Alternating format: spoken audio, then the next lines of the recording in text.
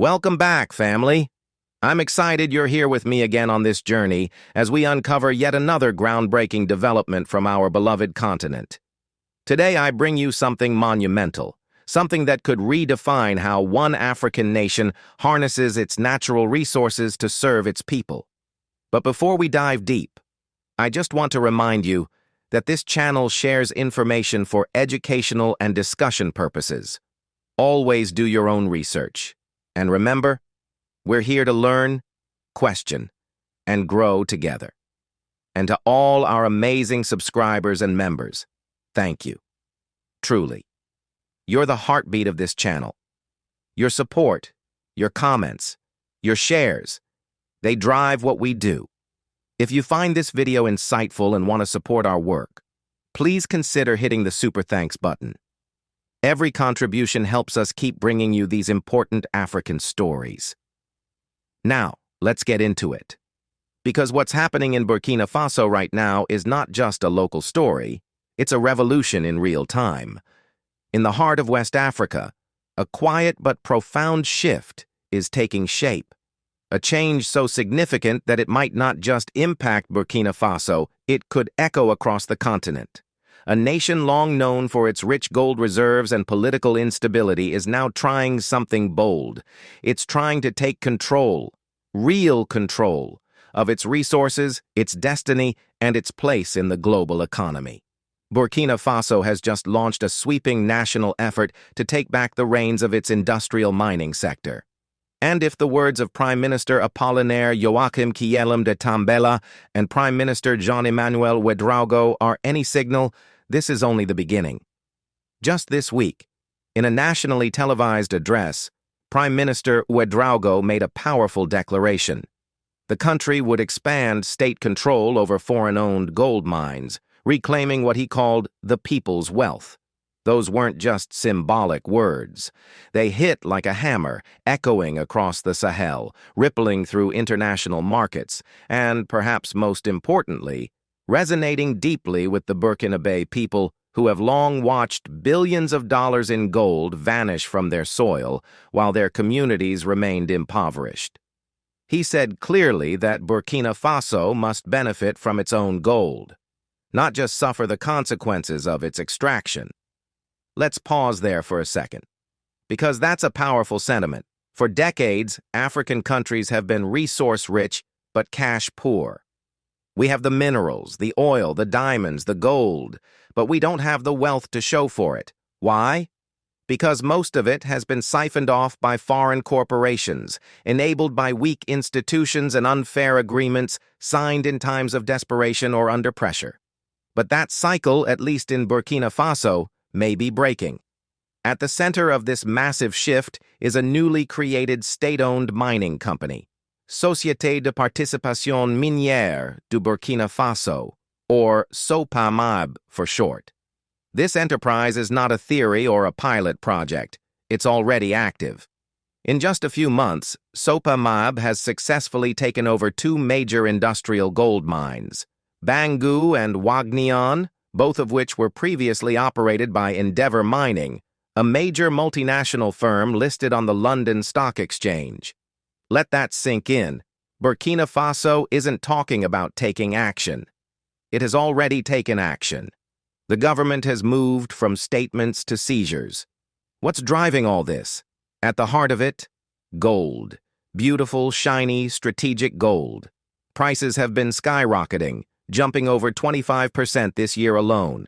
Geopolitical instability, inflation fears, and unpredictable trade policies under global powers like the United States have driven investors to hoard gold. That means countries that sit on large reserves like Burkina Faso are now sitting on a strategic jackpot. And the numbers don't lie. Burkina Faso has the potential to produce over 70 tons of gold annually. In 2023 alone, despite an ongoing insurgency and political challenges, the country managed to extract over 57 tons of gold. That's no small feat. Mining is one of the country's most important economic lifelines. But there's a twist. Despite this immense output, most of the wealth from gold mining hasn't stayed in Burkina Faso. It's flowed to foreign companies.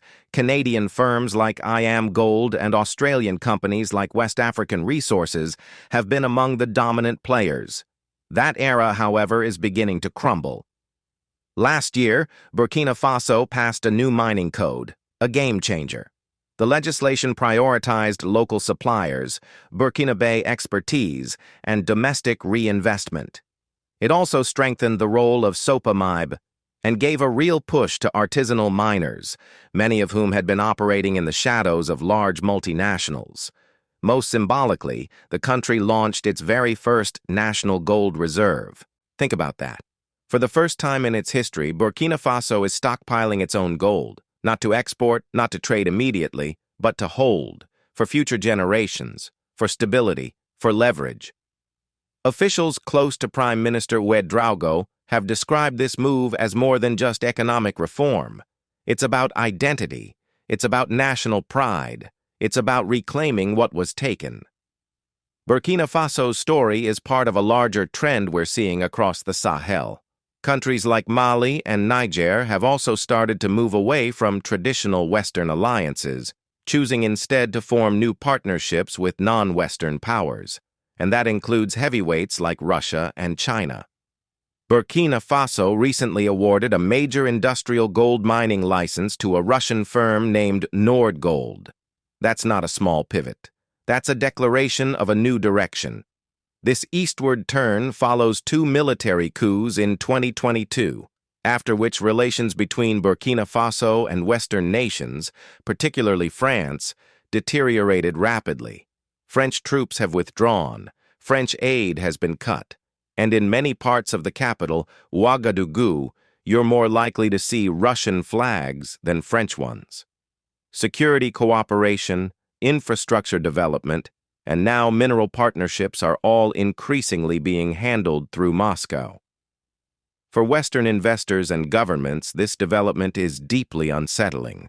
Many are now reviewing their mining contracts, and some are even considering leaving the country altogether due to fears of expropriation and regulatory uncertainty. But for the people of Burkina Faso, this is not ideology. It's survival. It's necessity. It's about breaking a cycle of exploitation and dependency. Leading this shift is Captain Ibrahim Traoré, the young and bold military leader who has become a symbol of resistance against neo-colonial control. Traoré has made it clear, Burkina Faso's resources must serve its people. Under his leadership, key industries are being reclaimed, mining first, but potentially more to follow. His administration has shown a strong will to assert sovereignty, even in the face of enormous challenges, security threats from jihadist groups, budget constraints, and international criticism over human rights. Yet, his support at home is surprisingly strong. Massive rallies have taken place in support of his leadership. The Burkinabe people seem to have embraced this era of transformation, even if it comes with sacrifices. Because here's the truth. This isn't about rejecting the West out of bitterness. It's about reclaiming dignity. It's about having the courage to say, enough. Enough watching foreign companies fly out billions while local schools fall apart. Enough of the old rules, the old games, the old puppets.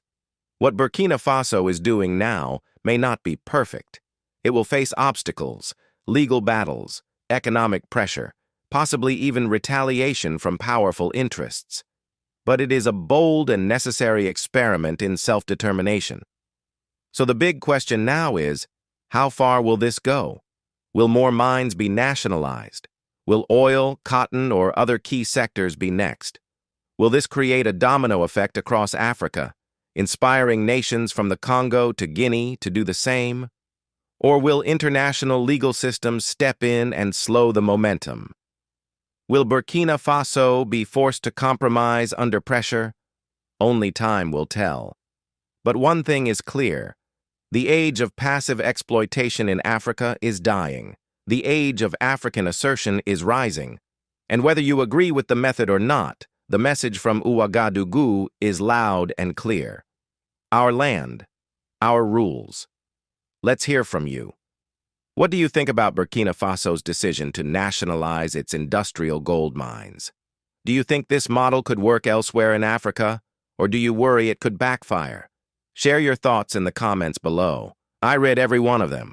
And if you learned something today, if this message resonates with you, please subscribe to the channel, hit that notification bell, and consider supporting us with a super thanks. Every bit helps us stay independent and amplify African stories that matter.